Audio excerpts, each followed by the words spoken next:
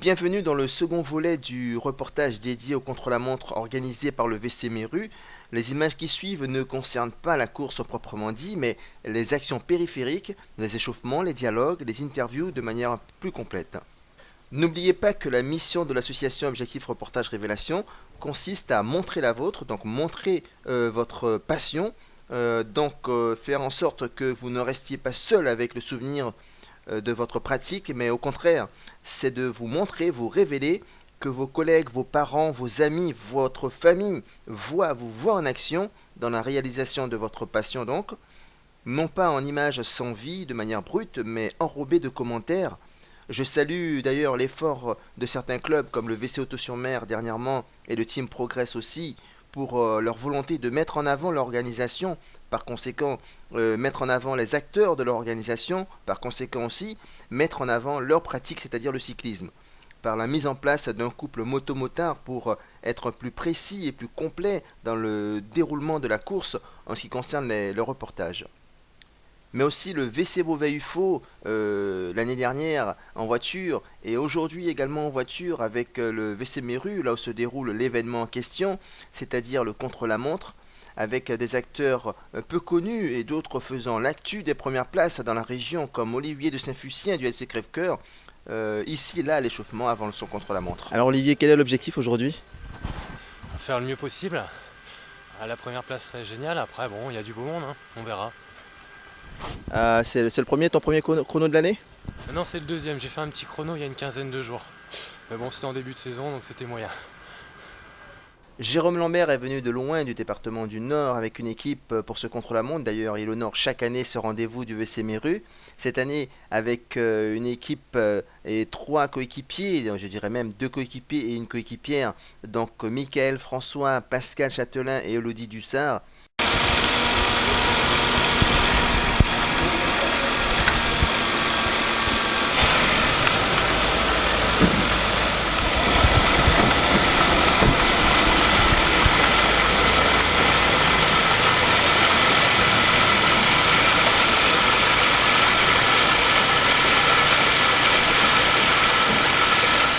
Ils sont en phase d'échauffement, là, il faut bien se préparer en contre-la-montre, ça démarre très fort tout de suite. C'est ce qu'ils ont bien fait d'ailleurs parce qu'ils sont allés sur la 3e marche du podium. C'était l'occasion de dialoguer un peu avec le nouveau président de l'entente cycliste Fach Tuménil, qui par ailleurs est entraîneur et un passionné fou de cyclisme, et la championne du monde police, Elodie Dussard. Donc la meilleure athlète, la meilleure cycliste au monde dans la police, c'est elle, Elodie Dussard. Jérôme Lambert est un passionné de cyclisme, boulimique de travail dans ce domaine. Il est non seulement président de l'entente cycliste Fach Tuménil Ronchin, mais il est également entraîneur et cycliste également, donc il prend part aux compétitions, c'est le champion de France handisport, et quand il évolue parmi les valides, il réussit à avoir de très bons résultats. Jérôme, très actif au niveau de ton association, de ton club Fach Tuménil. Tu as pris la présidence il n'y a pas longtemps, alors comment ça se passe à ce niveau-là? Voilà, effectivement, je suis sportif de haut niveau et je voulais vraiment transmettre ce que j'apprends et ce que j'ai appris de par les années précédentes de statut de sportif de haut niveau. Et j'ai pris la présidence, j'étais déjà entraîneur et là j'ai pris la présidence et c'est vrai que c'est beaucoup de travail. Et c'est une belle expérience. Là cette année, bon, j'avais déjà l'habitude de venir ici à Méru. Ça c'est la 4e année que je viens. Et là on est venu avec mon club là, qui est du département du 59. Donc on a fait le déplacement et avec un chrono par équipe et c'est super intéressant de faire ce genre d'épreuve ensemble. Quel était l'objectif d'aujourd'hui en contre-la-montre par équipe? Alors pour le contre-la-montre par équipe, on prépare les nationaux IFOLEP.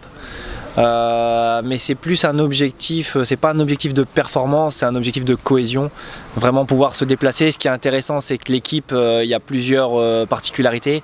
On a une personne qui est handicapée que je représente, on a une féminine et on a 2 anciens qui ont quasiment, enfin un de plus de 50 ans et un qui a environ 50 ans. Donc on est vraiment sur des profils vraiment particuliers et on essaye de mettre en avant le vélo pour tous. Et justement le fait qu'on fasse 3e aujourd'hui sur les 6 équipes, c'est une belle récompense. Tout à fait. Vélo pour tous, un concept que tu as instauré en arrivant en tant que président. Est-ce que au niveau des sportifs non compétiteurs, est-ce que si tu as dans ton club un nombre, on va dire, significatif? Oui, c'est-à-dire qu'on est 80 dans le club qui font du vélo, et donc là c'est vraiment l'association cycliste, et à côté de ça j'ai une association qui s'appelle la Résilience Club, qui est partenaire du club cycliste, et là par contre on est 300 adhérents, où là on a vraiment tout profil. Donc on a des gens qui luttent contre le cancer, il y a des gens qui luttent contre un divorce, vraiment c'est sur la notion de résilience. Donc on a les deux associations qui sont vraiment liées, et effectivement FASH est je dirais la section sportive de cet ensemble. Entraîneur, donc président et entraîneur aussi. Et à ce niveau-là, comment ça se passe avec ton club? Vous vous entraînez combien de fois par semaine et quel type d'entraînement est-ce que tu appuies sur ce point-là? Donc là, ce qu'on peut faire au club, je peux proposer aux gens qui viennent à FASH de rouler vraiment sauf le lundi, donc vraiment 6 jours sur 7. Je réserve le lundi, ça s'appelle pour nous la journée du blabla, où on fait le point, on a une permanence au club où on permet d'échanger, de discuter. Mais sinon du mardi jusqu'au dimanche, on est capable de rouler tous les jours, bien sûr avec des travaux adaptés. Moi de mon côté, c'est vrai que j'ai la chance d'avoir un contrat avec la police nationale qui me permet de pouvoir rouler tous les jours. Le ministère de l'Intérieur et la fédération française, la fédération handisport ont une sorte de contrat ensemble qui me permet de pouvoir passer une partie de la journée sur le vélo. Alors aujourd'hui, contre-la-montre par équipe, et cet après-midi tu cours en individuel?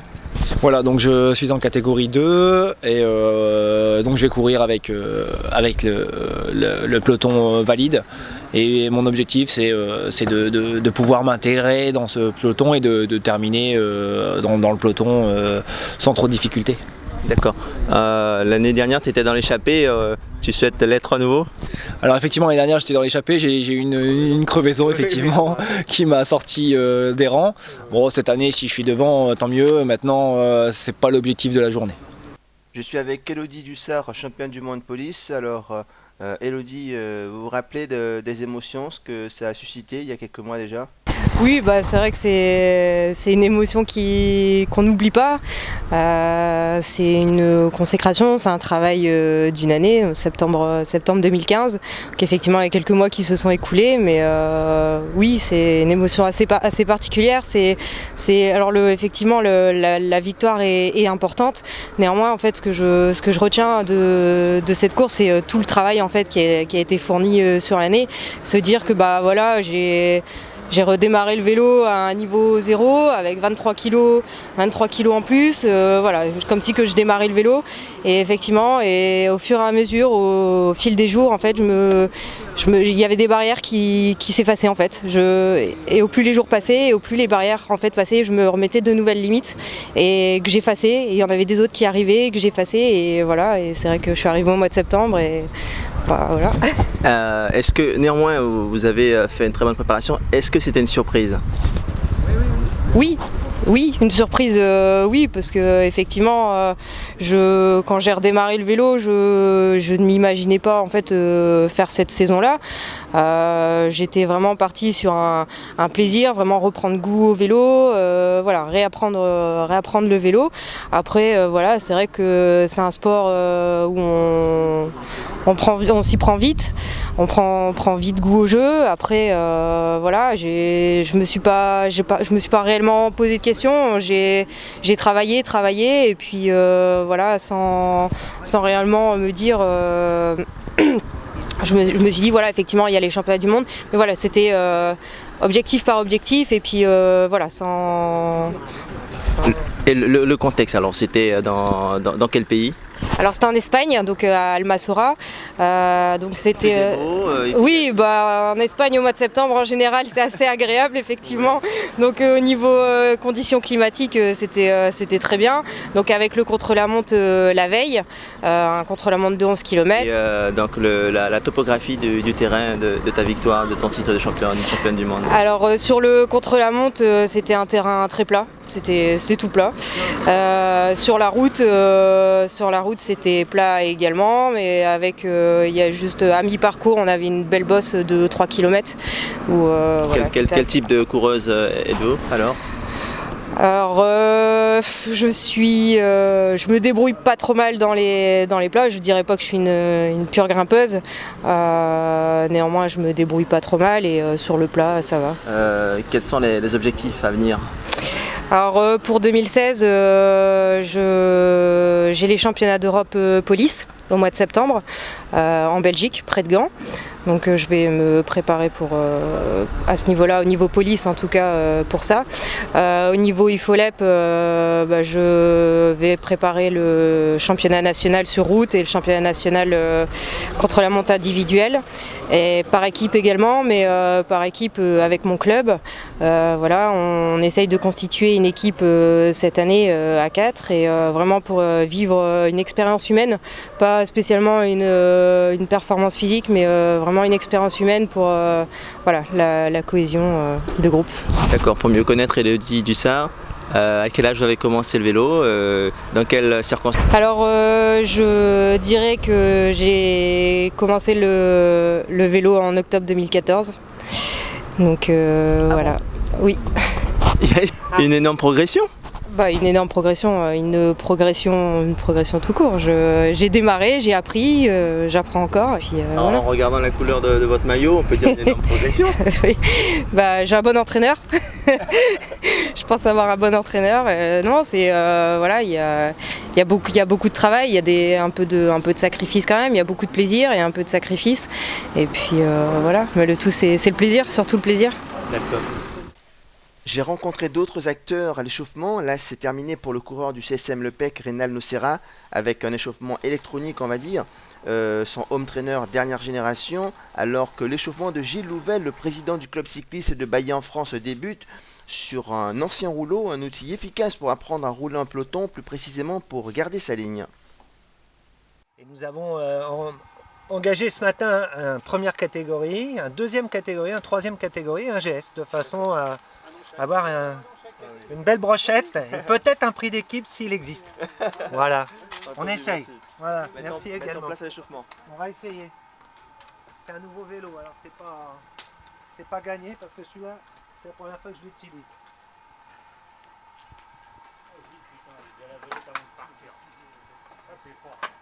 Toujours. On va essayer. Ça va aller. Et sans déconner, s'ils s'en vont en l'air, moi je veux la vidéo. Faites pas trop de... Il a passe dans tout. Vous écoutez pas, c'est mauvaise langue. Voilà. Allez, sans les mains, Gilles, sans les mains. Pas encore. Ça viendra quand Sans les mains, sans les mains. Je le fais dans le temps, sans les mains. Là, je suis un peu vieux. Moi j'ai vu la dernière fois à l'omelette en faisant des ronds. La troisième catégorie, c'est vous? Ouais, exactement. 61 ans. Bravo, Merci. Enfin, plus 62,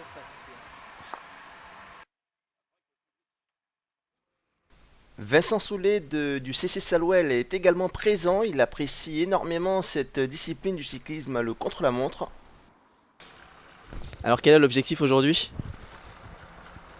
L'objectif c'est déjà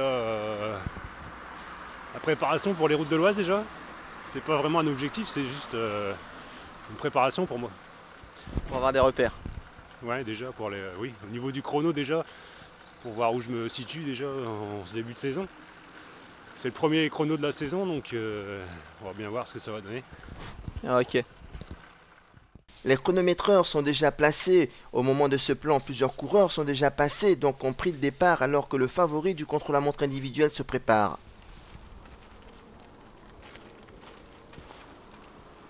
Vous avez fait du vélo, vous Si, je fais, mais moi je fais pas ça. Moi je suis avec les, Avec les anciens. avec les vieux. Les anciens, on va dire. Les Ouais, vieux, c'est ouais. péjoratif. Ouais, bon, il faut assumer. Hein. Oui, il faut assumer, c'est vrai. Mais bon. Et Ok. j'ai 61 ans quand même. Hein. Ah bah oui, bravo, hein, déjà de pouvoir rouler, Ah non, mais moi d'avoir la j'ai motivation de rouler ouais, encore mais un moi peu. j'ai commencé tard. D'accord. Ouais, c'est plutôt lui qui m'a poussé à faire. Ah bon? Ah non, Parce bon, ça c'est pas mal, ça c'est bien Non, ça. parce dis-moi. qu'avant je faisais du Cyclotourisme? cyclotourisme. Ah, d'accord. Ouais, et c'est lui qui m'a poussé. Parce que je me suis payé un vélo carbone, il me dit ouais, c'est con de faire du cyclotourisme avec un vélo carbone. Alors Damien, quel est l'objectif aujourd'hui? Se faire plaisir. D'accord. Se faire plaisir et puis reprendre quelques marques en contre-la-montre. C'est le premier de la saison, donc voilà, voir un petit peu comment ça tourne, on verra bien. Ça tourne pas mal pour le jeune coureur de l'US Saint-André, Damien Kebdani. Il remporte son contre-la-montre, les 8 km 5 en 11 minutes 27 secondes. Alors Damien, est-ce que tu connais ton temps? Non, je sais pas mon temps, je sais juste que normalement je vais être en dessous des 12 minutes. Oui, 11,43 ou 47, quelque chose comme ça. Voilà. Par rapport à ce que tu avais prévu? C'est plutôt pas mal du tout parce que finalement le circuit était plus dur qu'à la reconnaissance parce que le vent s'est levé un petit peu. Et j'ai eu pas mal de mal sur toute la première portion du circuit, j'ai été un petit peu surpris par la difficulté. Et puis après de toute façon le final est vraiment très dur donc ça bloque tout le temps. Donc il faudra des filles quand même pour faire la bise quand même, c'est quand même pas David. Aurélie, allez Aurélie, allez. Oui, donc tu vas courir près de chez toi dans le Nord samedi prochain sur une course que tu as gagnée, tu as déjà gagnée en fait. Ouais, c'est une course que j'ai gagnée l'an dernier, ça avait été totalement une boucherie l'an dernier parce qu'il avait plu et les conditions étaient vraiment totalement dantesques. Et c'est une belle course avec plein de faux plats, etc. Donc c'est pas mal début avril pour se remettre un petit peu dedans, c'est pas mal. D'accord, tu as un tricolore, un maillot tricolore sur toi, champion national? Bah oui, du coup c'est un honneur de le porter. En même temps, c'est difficile à porter sur route parce que du coup on est très marqué, mais moi je garde l'honneur que c'est surtout de le porter. Voilà. D'accord, ça fait combien au total depuis que tu as commencé à courir comme maillot tricolore? En tout ça fait 7 titres, donc 4 sur route et 3 en contre-la-montre. Chapeau. Je pense que c'est c'est vraiment mon objectif. C'est clair que c'est une consécration à chaque fois de réussir à atteindre cet objectif. C'est pas facile, mais en tout cas on fait tout pour, donc très heureux à chaque fois de réussir. Alors depuis combien d'années, à quel âge Damien a commencé à courir, à monter sur un vélo? Alors j'ai commencé le vélo en 2005 ou 6 je crois. Ma première course c'était dans ma ville et je suis tombé après 3 tours. J'ai gagné ma première course en 2009 et j'ai gagné mon premier titre de champion de France en juillet 2010 sur route en cadet. Le championnat national c'est toujours un objectif? Ouais, c'est moi quoi qu'il arrive tous les ans mon objectif c'est le championnat de France sur route et le championnat de France chrono. Je pense que c'est les plus belles courses de l'année. D'abord parce que le niveau est très relevé et puis aussi parce que la récompense à la clé c'est d'avoir l'honneur de porter le maillot tricolore pendant un an. Donc pour moi c'est la plus belle course, celle à pas rater sur une saison.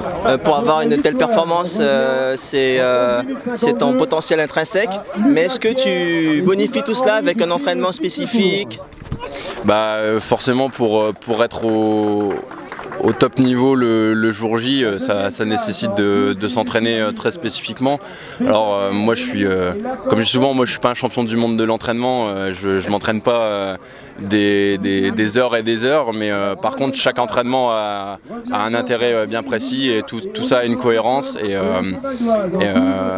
voilà, je suis sérieux sans faire des dizaines d'heures de vélo par semaine parce que je pense que ça sert à rien. D'accord. Et au point de vue massage, par exemple, là, est-ce que tu vas te masser? Non, malheureusement, j'aimerais bien avoir un kiné à disposition parce que le peu de fois où j'ai pu me faire masser, c'est clair que ça fait une différence, mais on est quand même des petits amateurs, donc on fait ça un peu à l'ancienne, quoi. D'accord, merci Damien. Ouais. On écoute Olivier de Saint-Fucien 3e et Pierre Lugat 2e sur ce contre-la-montre individuel. Alors après la course, après le contre-la-montre, quelle est ton impression? Il m'a manqué un petit peu de force sur le retour pour faire un peu mieux. En fait, il y avait un faux plat montant, il y avait un petit peu de vent défavorable et c'est là où j'ai buté et ça l'a pas fait. Mais bon, c'est pas grave. Non, après, Damien a fait vraiment un gros temps, hein. Il est intouchable. Pour l'instant? Ouais, après on verra. Non, c'est le début de saison, il y a du temps encore. Merci. T'es en forme en ce moment alors? Ouais, la forme elle peut encore être mieux, Là sur le chrono individuel, j'ai eu un petit peu de mal sur mes longues parties roulantes. Donc on va continuer l'entraînement jusqu'aux routes de l'Oise. D'accord, pour mieux te connaître, est-ce que tu peux me dire, tu as quel âge, dans quelle catégorie tu cours? J'ai 22 ans, je suis en première catégorie à Flixecourt. D'accord, et tes clubs précédents? J'ai fait Piquigny et Amiens. Tu cours en FSC aussi? J'ai fait un peu de fédé, mais là j'ai arrêté. Pourquoi? Les courses elles sont très loin, donc faire 3 heures de voiture pour 2 heures de course, ça fait beaucoup. D'accord. Et cet après-midi tu vas courir? Ouais. Quel objectif alors? Ne pas exploser, ce sera déjà pas mal, après les efforts de ce matin. Et puis si j'arrive à choper le bon coup, essayer d'aller au bout quoi. D'accord. Toi aussi tu penses aux routes de l'Oise? Ouais, comme tout le club. D'accord. Pour victoire d'étape ou victoire finale? Plus la victoire générale. Ah bon? Ouais. Donc l'an dernier j'ai fait 3e, donc cette année on va essayer de grappiller 2 places. D'accord. Donc ce qui veut dire que ton équipe va courir pour toi? Pas spécialement pour moi, la première étape ça restera ouvert. Tout le monde aura carte blanche, puis après on courra pour notre leader. Merci bien. C'était Pierre Lugat donc qui était également en course en contre-la-montre duo avec Sylvain Rick qu'on va écouter. Ton impression après votre duo et puis duo ça s'est bien passé. Après moi j'étais un petit peu en dessous de Pierre, donc j'ai plus essayé de gérer pour lui passer 1 ou 2 relais pour qu'il se refasse la cerise. Après le parcours est très beau, 9 km à 2 c'est peut-être un peu court, mais Pierre avait de bonnes jambes, donc forcément on a réussi à faire un bon temps. Et puis voilà, après c'était un peu dangereux dans les virages et puis surtout dans le rond-point, un peu de mode de terre, et donc on ralentissait, on a essayé de gérer, mais bon après très beau parcours. Puis merci au VC Méru parce que des épreuves comme ça il n'y en a pas beaucoup quoi. Je suis pas au point. Là il faut que je travaille beaucoup, j'ai encore 1 mois et demi pour le prochain contre-la-montre les routes de l'Oise. Après moi c'est pas mon activité principale, le chrono c'est nouveau, j'apprends, donc j'apprends à chaque chrono j'apprends, donc c'est pour ça qu'aujourd'hui on en a fait 2. L'individuel et puis le duo quoi. Comme ça c'était bénéfique je pense pour la suite quoi. Tu me parles donc de contre-la-montre et des routes de l'Oise, tu as des ambitions sur les routes de l'Oise? J'ai fait 8 il y a 2 ans, j'aimerais bien refaire un top 10, donc là toute l'équipe de Flixecourt on a tous un top 10, donc il faut qu'on arrive à faire quelque chose quoi. Donc c'est l'objectif de l'année, les routes de l'Oise, comme beaucoup d'équipes, comme les copains de Méru. Exactement, tous les coureurs de l'Oise pensent qu'à ça. C'est l'une des plus belles épreuves de France, hein, donc forcément on l'a à côté de nous, et puis il faut faire voir le maillot à côté de chez nous. Hein. Voilà. La dernière partie de cette vidéo concerne les acteurs du VC Méru, club organisateur qui par ailleurs vainqueur de la course par équipe. Après l'effort, le réconfort, car c'est pas fini pour eux, il y a une course cet après-midi, une course en circuit. Est-ce que tu peux me donner ton impression par rapport à votre course d'équipe tout à l'heure? Très bonne impression, objectif tenu pour l'équipe. C'est notre premier contre-la-montre par équipe après le France, et c'est la reprise, donc l'objectif était de terminer à 4 et objectif réussi. On s'est fait plaisir, pas d'incident, on était dans l'allure. Belle course avec le soleil. Dans l'allure, et puis techniquement par rapport à votre placement, est-ce que vous êtes satisfait? Oui, tout à fait. On a fait un petit... Il faut qu'il fasse une course par équipe pour qu'il gagne. Un petit training pour... On a fait un petit training dans la semaine à 3 pour se remettre en jambes et dans le rang, on va dire. Parce que là, le but c'est d'être dans le rang, et puis ça l'a fait correctement. En étant champion de France, et avec le maillot, est-ce que ça donne une motivation supplémentaire ou une crainte supplémentaire? Ouais, une motivation supplémentaire bien sûr. Il y a quelques jours on a décidé, on s'est concerté pour savoir si tout le monde était prêt pour l'année prochaine, donc honorer cette tenue aujourd'hui, et puis penser déjà à l'épreuve de fin d'année, c'est-à-dire le championnat de France de contre-la-montre dans le 28 je crois. Merci Sylvain. L'impression on va dire que c'était bien, c'était satisfaisant. On voulait surtout on voulait surtout garder l'homogénéité, on voulait surtout protéger ceux qui étaient d'un niveau un peu inférieur aujourd'hui parce qu'on n'est pas tous au même niveau aujourd'hui. Donc le principal c'était de réussir à finir ensemble avec une belle vitesse et je pense que la mission était réussie. Mais c'est un exercice difficile hein, au niveau du cardiaque surtout. C'est les premiers efforts de l'année où vraiment on reste longtemps sur des rythmes cardiaques importants. Parce que moi j'étais à 180 pulsations tout le long du chrono et je ne l'avais pas encore fait à l'entraînement cette année ni en course. Hein, donc c'est des efforts difficiles. Justement pour conquérir le titre de champion national, vous êtes entraîné sérieusement de nombreuses fois.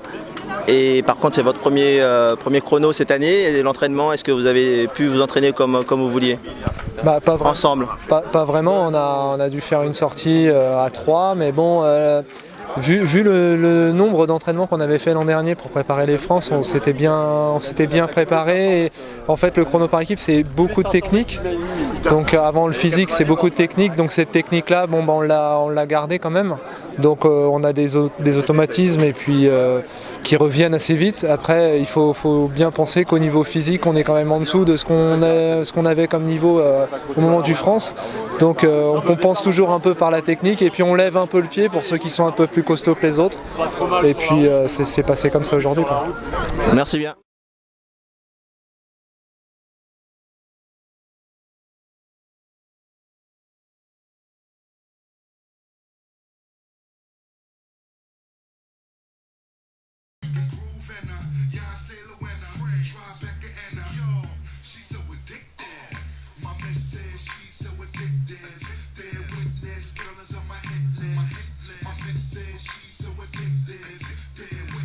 Girl is on my headland.